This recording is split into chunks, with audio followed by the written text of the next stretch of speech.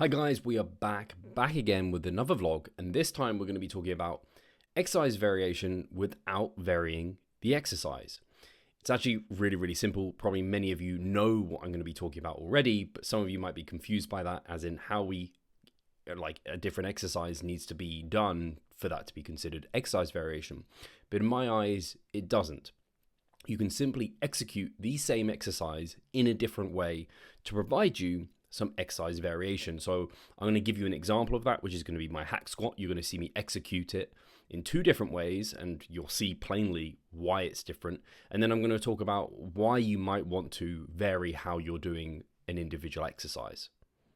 So on the left here is my new form for my hack squat. It's week 2 of my mini cut. On the right is my old form for the hack squat, and that is the final week of my mass meso. And there are a few key differences. So on the left here, you can see my eccentric speed is slower. Both are controlled and within evidence-based recommendations for eccentric speed, but the left is slower, particularly in the bottom third/half. I'm really making sure to make that slow and purposeful. They both have a slight pause at the bottom, so there's no too much of a difference there. The other difference is the soft lockout. So on the left, when I come to the top, I kind of immediately come back down into the lift, versus on the right, I take much more time to get a bit of a breather, brace, and come into the lift. And so I've actually found the version on the left to provide me a far greater stimulus to fatigue trade-off, which I'll talk to why I think that's the case, and also why I made this change, and talk about some of the other reasons that you might just choose to vary how you're performing the lift that you're currently doing. So why did I change the way I was performing the hack squat? So what I ended up doing is I haven't done hack squats in like 6 months. So it wasn't like it was stale and I could have done with a new variation completely, like going to a different exercise. So the hack squat itself was good, but I was basing my loads and reps off numbers I'd got to like 6 months ago. And the reason I rotated it out, I think 6 months ago, is because I got to a point where it just wasn't feeling that great.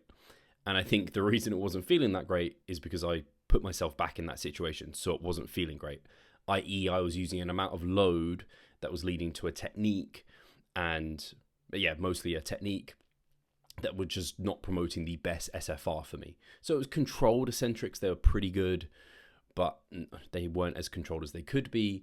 And then I was also taking time to take a bit of a break up at the top, which ultimately I think was just allowing me to continue to use a good amount of load for the number of reps I was trying to achieve.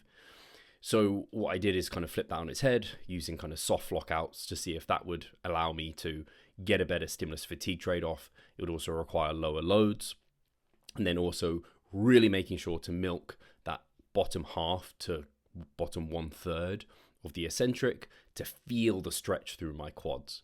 And I found exactly what I wanted. The previous technique I was also using was causing a little bit of discomfort under my left knee, and it's definitely much less with this new technique. So not only am I not experiencing as much kind of just systemic fatigue, where I just kind of felt tired, and not as much unwanted kind of niggles, but also the stimulus that I'm generating within my quads in terms of those kind of short-term proxies that I've spoken about many a time in terms of pump and kind of this just general local fatigue of disruption within the quads was just much better. So that's why I ended up doing it. And I think this can happen for people where, and it's fine for this to happen, where you are constantly trying to progress a lift, and over time, very slowly, your technique might degrade from what is ideal or provides the best SFR. Because you could, like some people do, they standardize their technique and then they progress. But if people don't standardize their technique, or they give themselves a range, which I think is fine, you can get to a point where your technique is no longer where you had it before. So I just kind of completely wiped the slate clean with it, changed my technique so much that I can't even use my ego to compare loads, because obviously I'm using much less load on the left. But it's not load that matters. The body doesn't know how much weight is being lifted. It just knows how much tension you're generating through the quads and how hard they're having to work, which is why we talk about hard sets, because really the muscles just know how close to failure am I type of thing. They don't know how close to failure they are, though.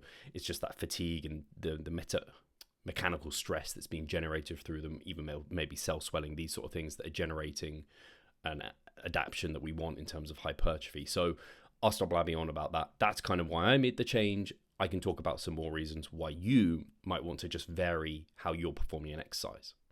So the first reason that you might want to vary how you're performing an exercise is basically the reason I did it, is that it's a great movement, so there's no need to get rid of that movement, but the way you're performing it isn't feeling the best, and there might be some improvements that you can make. So that's one of the reasons. So then another reason could be that it's a great movement and it might be wise to change how you're doing it. So this might just be like you feel like a niggle is starting to kick in, or it might be that you are getting deeper into like a contest prep and you're getting very lean, and that it's just not worth kind of using the heavier loads. And so if there's anything you can do to reduce the amount of like axial loading and kind of load through the joints and things like this, you can control certain motions. So it might be wiser as you're approaching those periods of time to pause more, to use more of those kind of very slow controlled eccentrics. Again, people start to use more of these kind of metabolite techniques to kind of generate hypertrophy through what might be less risky for injury and joints and tissues like this, because you are getting very lean and you just can't risk it at that time, and you're more liable to get injured, and it has worse outcomes in that sort of situation. And then the next one is basically just if you have limited variations. We all know this because of obviously when we're in lockdown and stuff and we had very little kit available, you might only have a barbell and a rack. And it's like you only have so many variations that you can do in that situation. Or I trained out of the gym for the longest time. Their leg press, their two, both were just terrible. I tried to use them, I just basically couldn't. So then I was like, right, I have a barbell. I have a Smith machine. For the longest time, this was all I had. So it's like, well, that's like really limiting in terms of variations, in terms of like lunge patterns, squat patterns. So then maybe you can vary it. Like there's rep range you can vary it, but also there's like tempo is a way of varying it too. So that's one of the reasons, or those are some of the reasons, and you guys might even think of some other reasons why you might just want to vary how you're executing a particular movement versus just rotating it out completely. So guys, hopefully this has been useful. I know there might be some of you who struggle to make decisions in terms of, when is it appropriate for me to rotate my exercises, or when is it appropriate to, like Steve has, wipe the slate clean with like technique and just like start back again.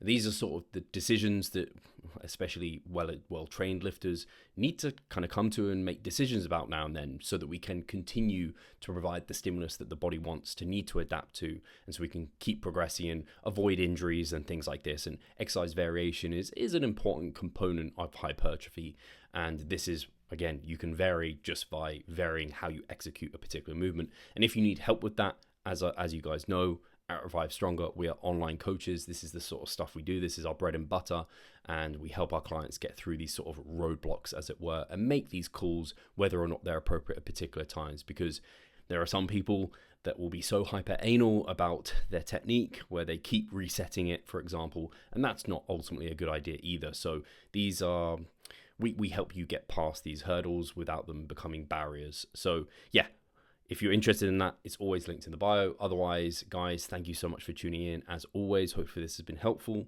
Again, if you ever want to see a particular topic covered, please do comment below.